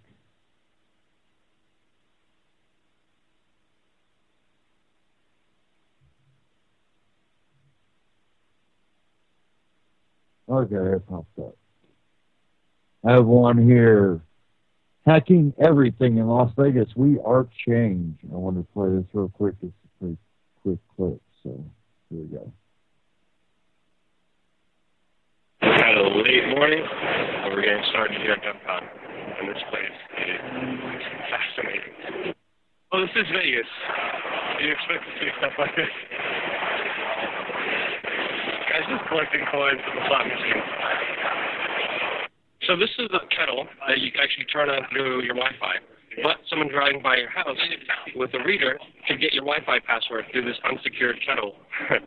Which again shows you how stupid and unsecure a lot of these companies are that are putting Wi-Fi devices on virtually everything. Your Wi-Fi password is unsecure when you connect this to it. Vulnerability. So these items have not been hacked yet, and these items have been. So this is all critical infrastructure for any major city that these guys are trying to hack through the hardware and make sure it's safe for your city. For example, this is a water distribution system, and at any of these points, it's points of failure. But if you see the lights, that means people are getting into the system. If they get all three lights, they get all the way in and have full control of just one of these points of entry into getting water into your town. They could stop the pump. They could stop the flotation controls, which makes the sediment go down. They could stop the filters. They could stop the disinfectant and the distribution centers at any time. And now we're learning about stuff, how to shut down our nuclear enrichment program. Happened to Iran. This is the social engineering portion of the talks. A lot of interesting things happen here. People sit down, call people, and engineer them socially to get whatever they want. Some moments ago, someone sat there, pretended to be an IT professional, and called a major cable company and was able to find out all the vulnerabilities in their system by just pretending. Of course, we can't film this, and we can't disclose which major cable company just pretty much gave out all their flaws in their system to a random hacker here. But social engineering is definitely fascinating and definitely something that I've been using in my forte to actually get into a lot of the events that I've been able to cover throughout my whole career. Here, people are learning how to get through tamper-proof evidence tape. I'm injecting it. Sorry, definitely. Now they're doing drone hacking with an AR Tiger drone. They're going to fly it in the air and someone's going to take it over virtually and control it through a second party, unauthorized. All you have to do to take control of an AR drone is to connect to its Wi-Fi and then simply put in a command like kill one or other commands, and then you totally take this thing down or do other things to it. Of course, without the original user's consent. Anyone can do it if you're flying one of these things. Here, people are learning how to open envelopes with humidifiers, and then you get this personal message. And they teach you how to do this here. This is awesome. So we all have records as passes into this thing, and they're actually playable. If you get all the passes and you figure out the message and you decode it, you win the special contest. So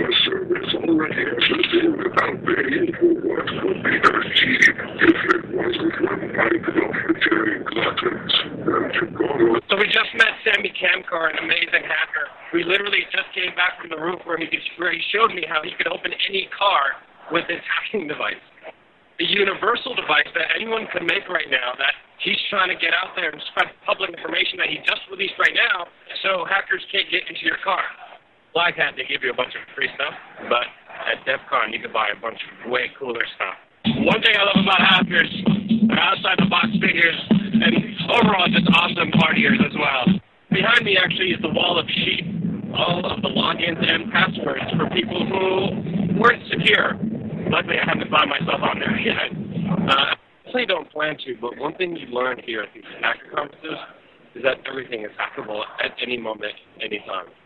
Being picked up by another stranger here. So you know the drill. If you don't see any more snaps, something bad happened to me. I like adventures. The Heart Attack Grill, of course, I made it say that I love this place. Look at the toilet. You get to piss on Bush and Obama. I love this place. This place is wild. You get butt spankings. You don't finish your meal, you get a butt spanking. And then the vegan menu is just cigarettes. I'm in love with this place. It's cash only.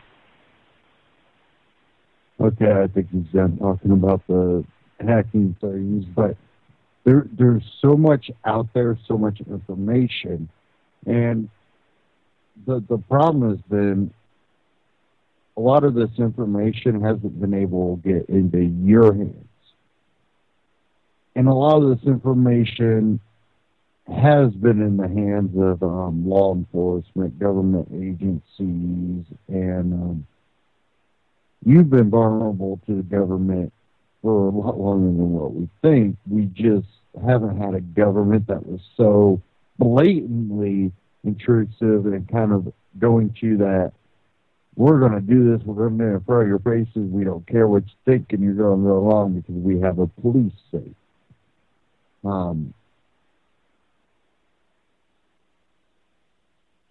This information, a lot of people, oh, it's about hacking, you don't want to get involved in that. No, understanding your vulnerabilities and things allows you to come up with more creative ideas to protect yourself, protect your property, protect your privacy. These are things that people need to be more involved in.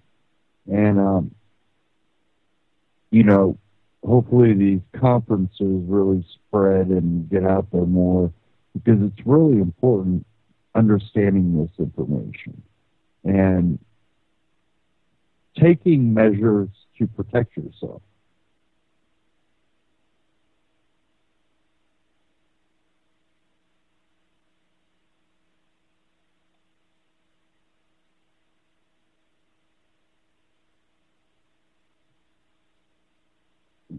Okay.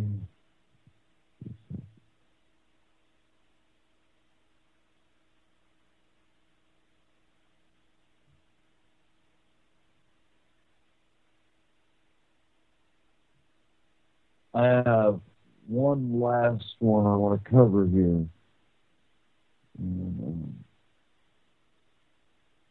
I have it here from two places, freethoughtproject.com and infowars.com. This one here, right here, the freethoughtproject.com, breaking sheriff compares constitutionalists to ISIS. Spokane County Sheriff Ozzie Nezovich linked rhetoric from supporters of the U.S. Constitution to violent anti-government groups in ISIS this week in an expose on the officer's fight against homegrown extremists. In an article featured in the August 2015 edition of Inlander, the Washington State Sheriff draws comparison to the ISIS terrorist group while railing against everyone from InfoWars, Alex Jones, to Washington State Representative Matthew Shea. There are some of those folks that want to overthrow the government, period. They want to hit a reset button. Nezovich said if they're willing to lie to get that reset button, this is how ISIS starts. The Inlander piece highlights the sheriff's ongoing campaign against local conservative groups who he feels are pushing dangerous rhetoric. When asked to specifically name those responsible, Nezovich pointed to both Representative Shea and all those folks that created the video about the deputy. Nezovich's statement refers to exclusive footage released by InfoWars last December, which highlighted unsettling comments made by a Spokane sheriff's deputy as he stood next to the department's mine-resistant ambush protective military vehicle, MRAP. After a local resident approached and questioned law enforcement's need for military hardware, the deputies used constitutionalists with firearms as justification. I mean, we've got a lot of constitutionalists and a lot of people that stockpile weapons. A lot of the ammunition, the deputies said they have weapons here locally. They have a video here posted. The video brought about an immediate backlash after receiving nationwide attention, causing Nezovich to accuse InfoWars of hate-mongering and taking the deputy's comments out of context instead of apologizing for the comments made by his deputy. Sheriff Nezovich essentially blamed InfoWars for daring to report on the issue, claiming that the quote was taken out of context while failing to explain how such a brazen statement could be taken for anything other than its face value, noted InfoWars Paul Joseph Watson at the time. Speaking with InfoWars, Representative Shea expressed outrage at Nezovich's latest comments and also the article's analysis on a local pastor. I fought Islamic terrorists on the ground in Iraq face to face, Shea said. I lost a man who was a Christian and knew would have fit the sheriff's definition of a constitutionalist under my command fighting Islamic terrorists. It's outrageous to compare constitutionalists to Christians and Christians to ISIS. We believe in freedom. We believe in liberty, a value set that is rooted in the Judeo-Christian tradition. ISIS is anathema to those things.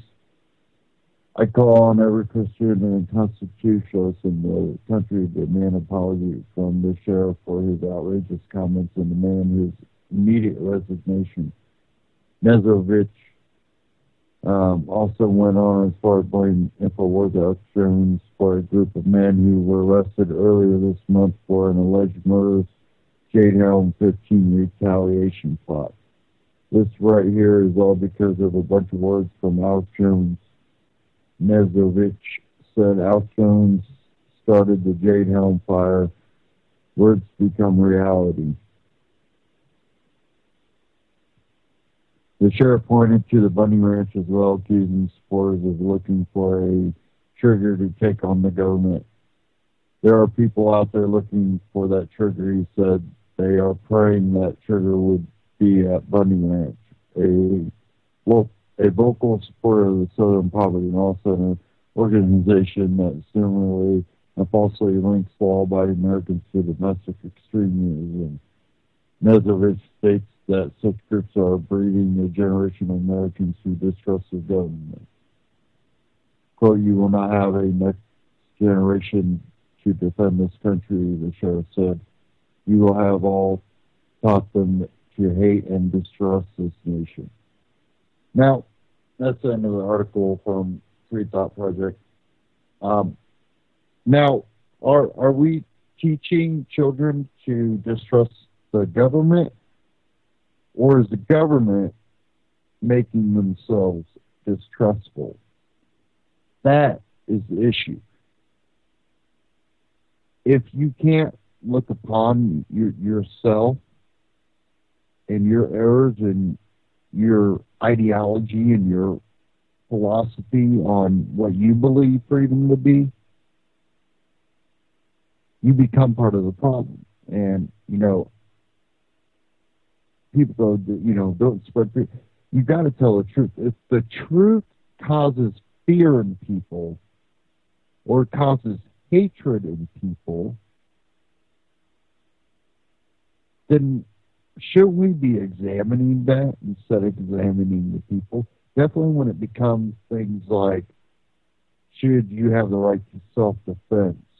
Should you have a right to your own property, your choice to put into your body what you choose, the choice to raise your children the way you choose, the choice to live off the grid, the choice to live, where you choose, the choice to hunt for your